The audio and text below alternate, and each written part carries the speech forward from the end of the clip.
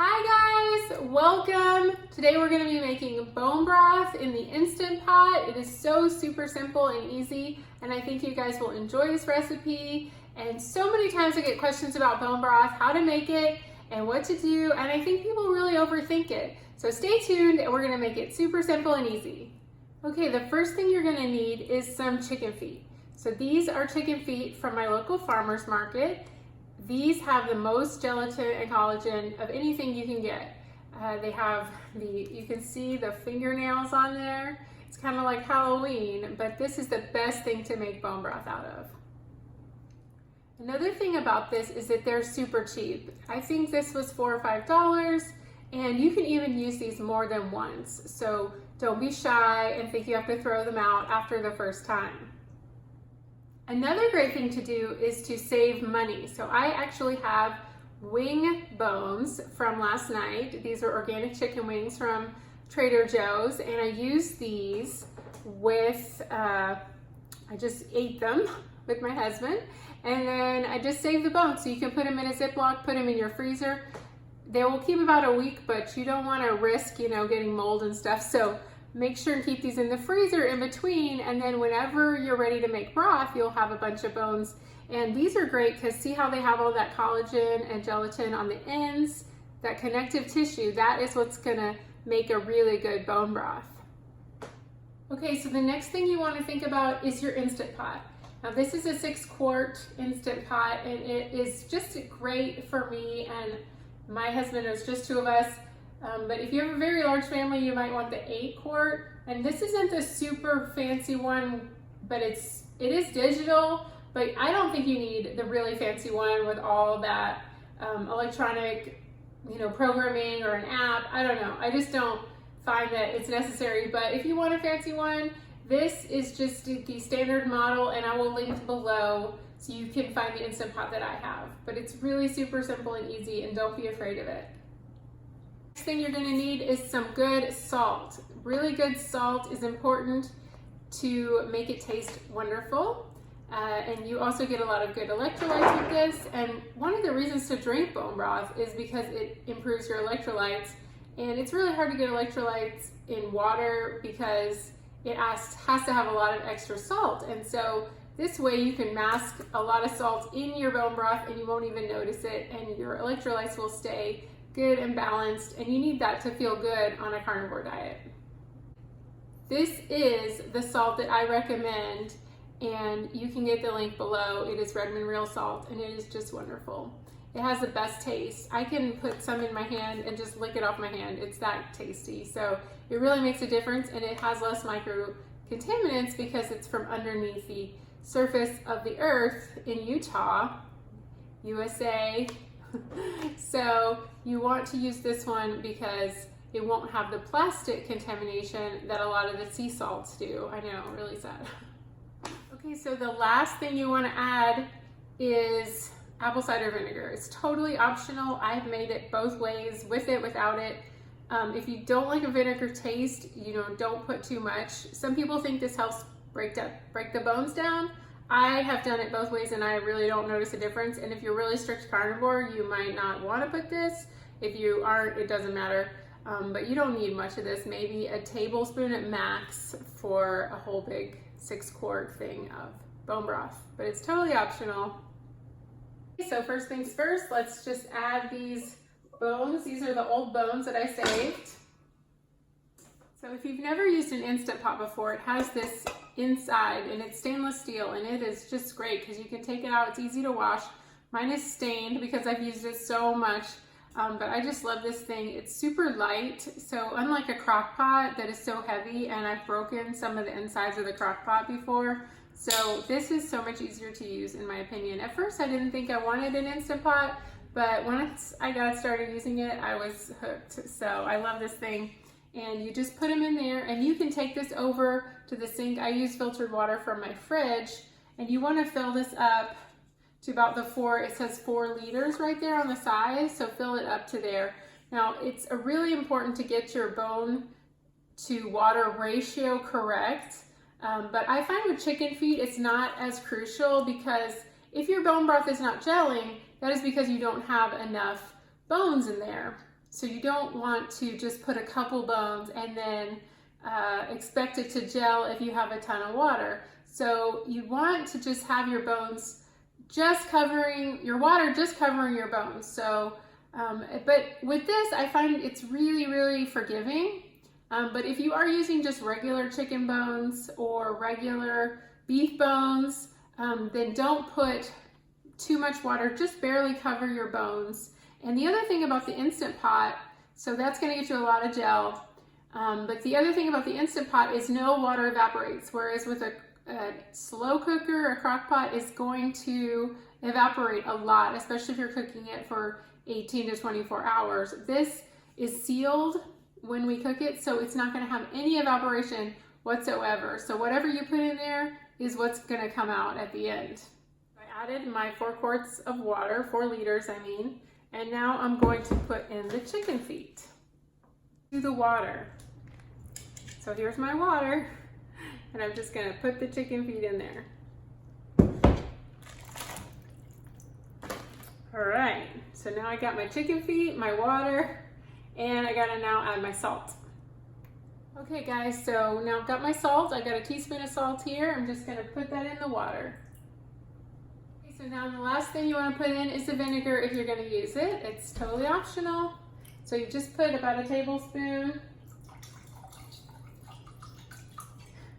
And I don't like to measure anything, but you can measure it. So that's the apple cider vinegar.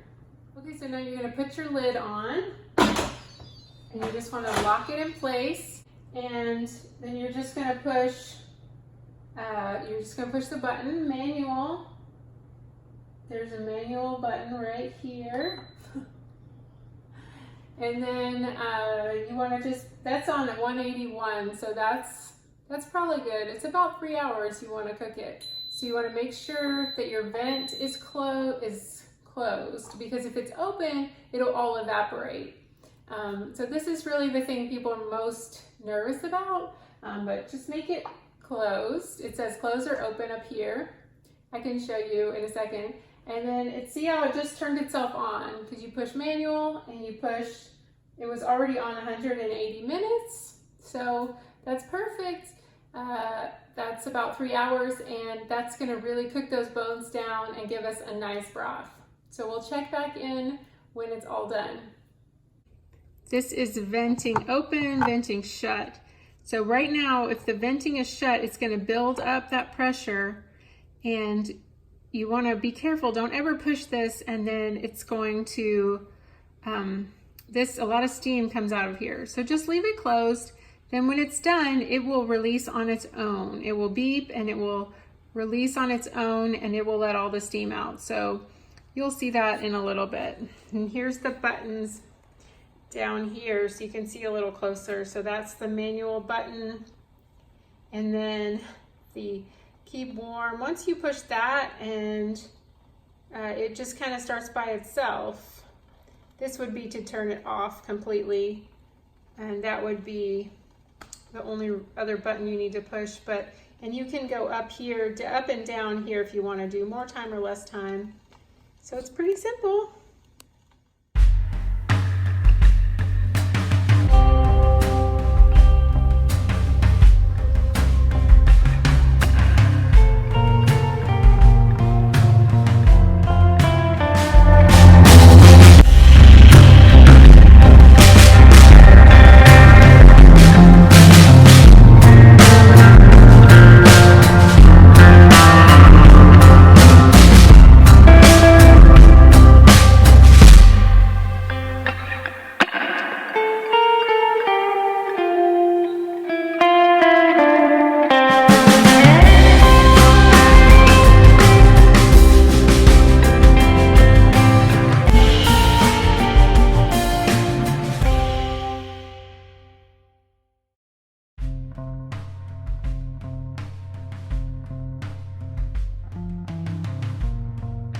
Hi guys, this is after it's been in the fridge for a while. You can see how congealed it is. Now one thing I try to do is scrape off this fat on the top.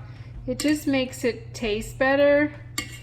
So it's really easy. You just kind of So like that, and then you throw that away.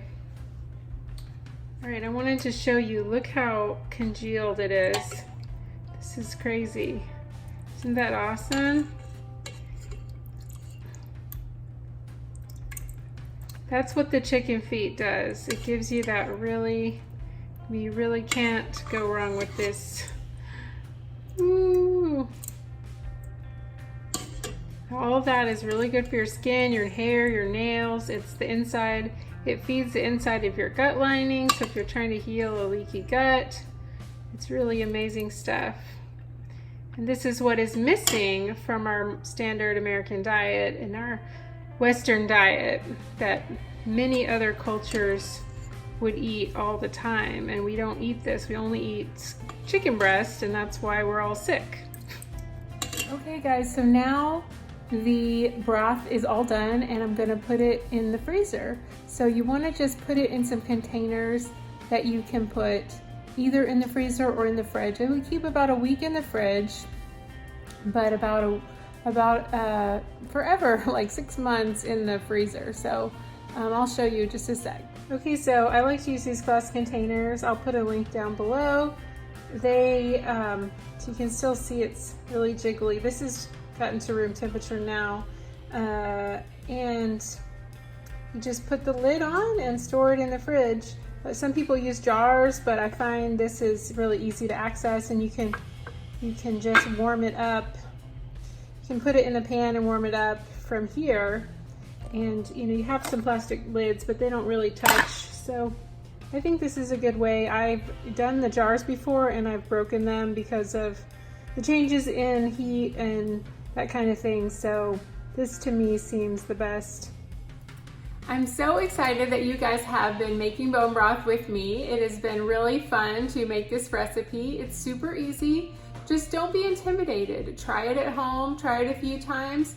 You may end up with it being too watery the first time. That just means that you don't have enough bones. Just get some more bones and you'll have a better result next time. And this is a great base for soups and stews. You can also use it just as a drink, as a warming, soothing drink.